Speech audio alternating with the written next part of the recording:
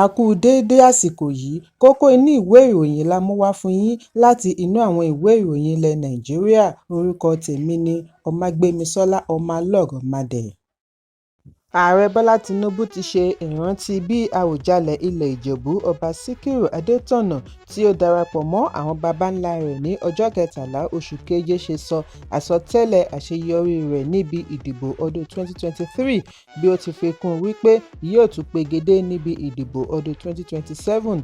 Ààrẹ sọ ọ̀rọ̀ wọ̀nyí ní Ìjẹ̀bú Òde, ìpínlẹ̀ Ògùn bí ó ti ń sọ ọ̀rọ̀ lórí ìgbé ayé Àwùjalẹ̀ níbi àdúrà ọjọ́ mẹ́jọ tí ó wáyé ní pápá ìṣeré Dípọ̀dínà níbi tí àwọn ọ̀tọ̀kùlú ìlú ti kí i wípé ó dìgbò ṣe. Níbi ibojì ọba ni ààrẹ ti ṣe àgbékalẹ̀ òdòdó kí ó tó ní ìpàdé pẹ̀lú ẹbí Àwùjalẹ̀ níbi àbẹ̀wò ìbánikẹ́dùn. Ààrẹ ṣe àpèjúwe Ọba Adétọ̀nà ní adarí tí ó lẹ́rìí ọkàn, ó ní ó tún ní àfojúsùn fún òtítọ́ àti ìdájọ́ òdodo. Bákan náà ni Ààrẹ Tinubu ṣe ìrántí ipa tí Ọba Adétọ̀nà kó fún ìjàǹgbara ìjọba àwaarawa bí ó ti ṣe àtìlẹ́yìn nígbà ìbò June 12, ìfẹ̀hónúhàn wọn àti ìgbìyànjú wọn àti yí wíwọ́gilé ìbò June 12, 1993 padà. Ó ní inú òun dùn wípé ọba wọ ọdún kọkànléláàádọ́rùn 91 lórí èèpẹ̀. Inú òun tún dùn wípé ó gba àmì ẹ̀yẹ GCON nígbà ayẹyẹ 90 ọdún rẹ̀. Tinubu wá rọ àwọn olóṣèlú pẹ̀lú àwọn ọmọ bíbí tọkùnrin tóbìnrin ilẹ̀ Ìjẹ̀bú kí wọ́n túbọ̀ ṣe ara wọn lóṣùṣù ọwọ̀ pẹ̀lú ìfẹ́ tí Ọba Adétọ̀nà fi sílẹ̀ kí wọ́n sì mọ rírì iṣẹ́ àṣeélẹ̀ rẹ̀. Ẹ̀kúnrẹ́rẹ́ ìròyìn wà nínú ìwé ìròyìn The Nation tó jáde lónìí. Gómìnà àná fún ìpínlẹ̀ Èkó àti mínísítà àná fún iṣẹ́ àti ilé-ìgbé àgbà amòfin Babátúndé Rájí Fáṣọlá ni wọ́n ti yàn sípò gẹ́gẹ́ bí ọ̀kan lára àwọn Board of Directors Resolve to Save Lives Nigeria (RTSL), iléeṣẹ́ ilẹ̀ òkèèrè fún ìlera ará ìlú. Ìkéde yìí wáyé láti ọ̀dọ̀ RTSL Nigeria, iléeṣẹ́ tó gbájúmọ́ ìdènà àìsàn ọkàn àti àjàkálẹ̀ àrùn. Ẹgbẹ́ tí ó ṣí ọ́fíìsì sí ìlú Àbújá ní ọdún 2022 ní àjọṣepọ̀ pẹ̀lú ìjọba àti ará ìlú láti gbógun ti lára àwọn àìsàn tí ó ní agbára jù lágbàáyé. Nígbà tí ó ń fèsì sí ìyànsípò yìí, ààrẹ àti ọ̀gá àgbà CEO RTSL Dókítà Tom Frieden ní inú àwọn dùn láti kí ọ̀gbẹ́ni Fáṣọlá káàbọ̀ sí RTSL. Ó ti ṣe àpẹẹrẹ àfojúsùn rẹ̀ lórí àlékún ìlera ní Nàìjíríà látara 20 ọdún tí ó fi sìn lẹ́nu iṣẹ́ ìjọba. Fáṣọlá tí ó jẹ́ àgbà amòfin kọ́kọ́ sìn gẹ́gẹ́ bí mínísítà agbára, iṣẹ́ àti ilé-ìgbé lábẹ́ ìṣèjọba olóògbé Ààrẹ Muhammadu Buhari. Bákan náà ni ó jẹ́ olórí òṣìṣẹ́ ní ìpínlẹ̀ Èkó kí ó tó di gómìnà láàrin ọdún 2007 sí 2015. Nígbà ìṣèjọba rẹ̀, Fáṣọlá jẹ́ irinṣẹ́ tí ó mú àṣeyọrí bá orílẹ̀-èdè nígbà àjàkálẹ̀ àrùn Ebola ní ọdún 2014 tí èyí sì fún un ní ìdánimọ̀ lágbàáyé tí ó fi gba àmì ẹ̀yẹ láti Stephen J. Solas láti ilẹ̀ òkèèrè. Nígbà tí ó ń fèsì sí ìyànsípò rẹ̀ tuntun, Fáṣọlá ní ó jẹ́ iyì fún un láti darapọ̀ mọ́ ìgbìmọ̀ bí ó ti jẹ́jẹ́ àti ṣe àtìlẹ́yìn fún èròǹgbà iléeṣẹ́ RTSL. Ẹ̀kúnrẹ́rẹ́ ìròyìn wà nínú ìwé ìròyìn Daily Post tó jáde lónìí. Ìjọba ìpínlẹ̀ Borno ti ṣe àwáwí ìdí tí ó fi nira àti san 70,000 naira owó oṣù òṣìṣẹ́ tó kéré jù fún àwọn òṣìṣẹ́ ìjọba ìbílẹ̀ níbi ìpàdé pẹ̀lú àwọn onípò ńlá lẹ́nu iṣẹ́ ìjọba tí ó wáyé ní ilé ìjọba ìlú Maiduguri ní alẹ́ ọjọ́ Àbámẹ́ta ní Permanent Secretary láti Ministry for Local Government and Emirate Affairs Modu Alhaji Mustapha ti ní àti fìdí owó oṣù tó kéré jù múlẹ̀ fún àwọn òṣìṣẹ́ ìjọba nira látàrí àpọ̀jù èrò tí wọ́n gbà sí iṣẹ́ ní ìjọba ìbílẹ̀. Permanent Secretary ṣe àfihàn wípé ìjọba ìbílẹ̀ 27 tí ó wà ní ìpínlẹ̀ ti gba òṣìṣẹ́ tí ó wà láàrin 90,000 síṣẹ́. Èyí pọ̀ jù bí wọ́n bá fi wé àwọn ìpínlẹ̀ tó tóbi bíi Kano tí iye èrò inú rẹ̀ tó ìlọ́po 3 ti Borno. Síbẹ̀, iye òṣìṣẹ́ ìjọba ìbílẹ̀ wọn wà láàrin 30,000 káàkiri ìjọba ìbílẹ̀ 44.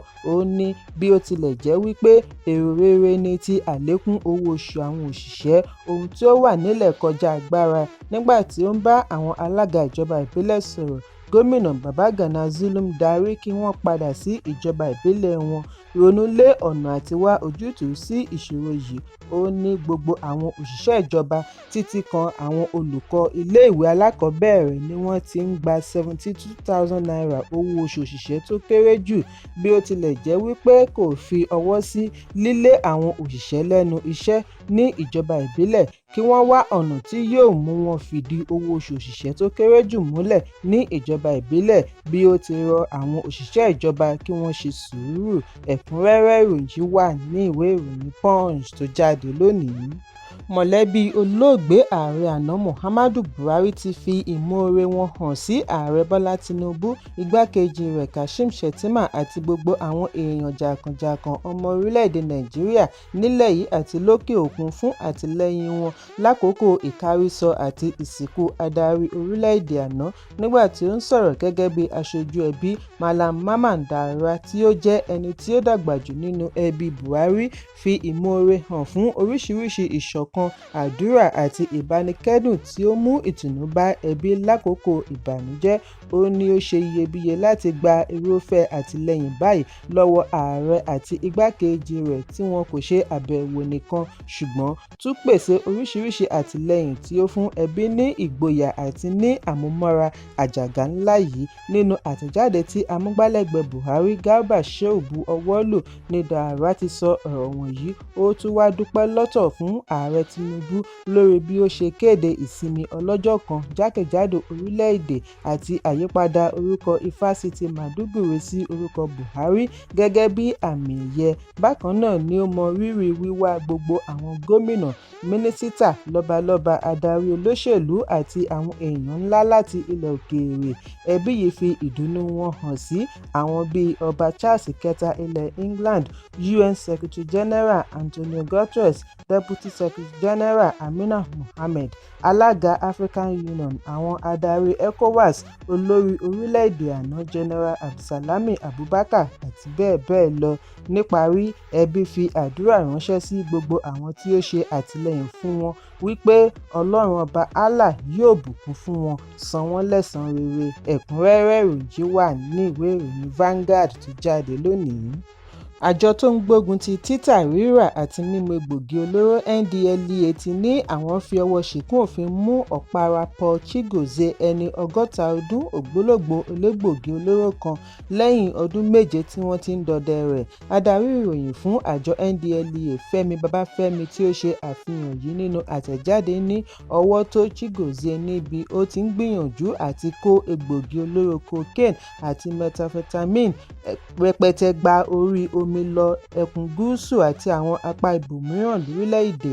Babáfẹ́mi ní orúkọ afurasí ti wà nínú àkọọ́lẹ̀ àwọn orúkọ tí wọ́n ń wá wanted list ti àjọ NDLEA láti ọdún 2019 kí ọwọ́ tó padà bá a, níbi tí ó fara ṣoko sí ní 72 Michael Ojo Street, Ìṣẹ̀rí ní agbègbè Ọ̀jọ́, ìpínlẹ̀ Èkó ní ọjọ́ Àìkú ọjọ́ 13 oṣù keje ọdún 2025 lẹ́yìn tí wọ́n rẹ́bùrú ẹrù rẹ̀ ní ọjọ́ kan náà láàrin aago 6:15 ìdájí ní Ìlasàmájà, ojúnà márosẹ̀ Àpápá sí Òṣòdì, níbi ìkọlù alápapọ̀ kan pẹ̀lú àwọn òṣìṣẹ́ pápákọ̀ FAAN ní Babáfẹ́mi ti ní àwọn tún rẹ́bùrú ẹrù mìíràn ní Ọjọ́bọ̀ ọjọ́ 16 oṣù keje tí ó kún fún 7,790 kóró tramadol àti rohypnol nínú ọkọ̀ òfurufú tó ń lọ Italy pẹ̀lú èrò ọkọ̀ kan tí orúkọ rẹ̀ ń jẹ́ Omorege Nice Uyosa.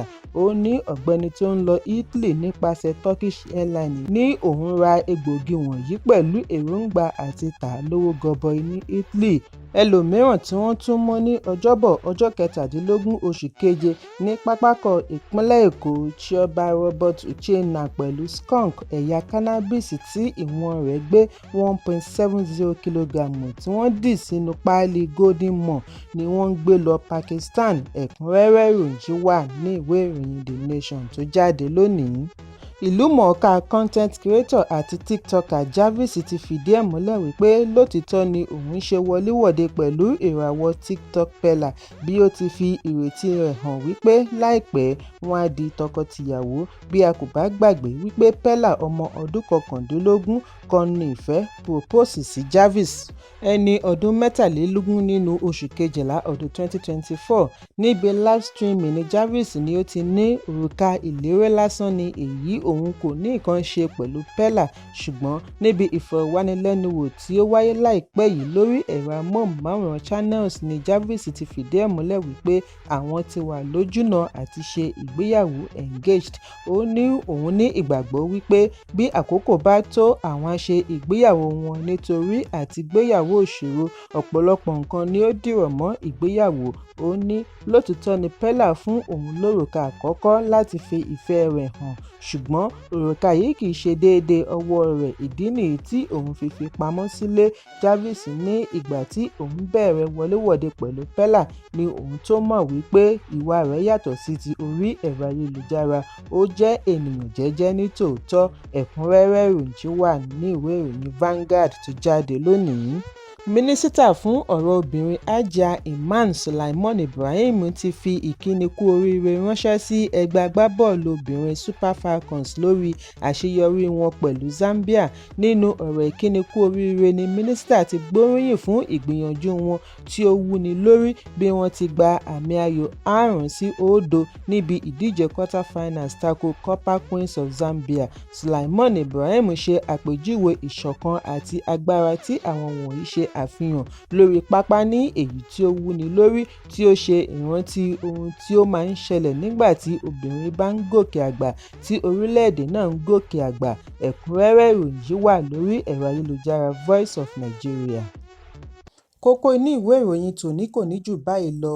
Ẹ pàdé mi ní ìrọ̀lẹ́ fún àkọ́tún ìròyìn. Kí a tó lọ, ẹ má ṣaláì fi àkíyèsí yín ránṣẹ́ kí ẹ sì bá wa subscribe sójú náà wa lórí YouTube kí Kókó inú ìwé ìròyìn lè máa tẹ̀ yín lọ́wọ́ ní kíákíá.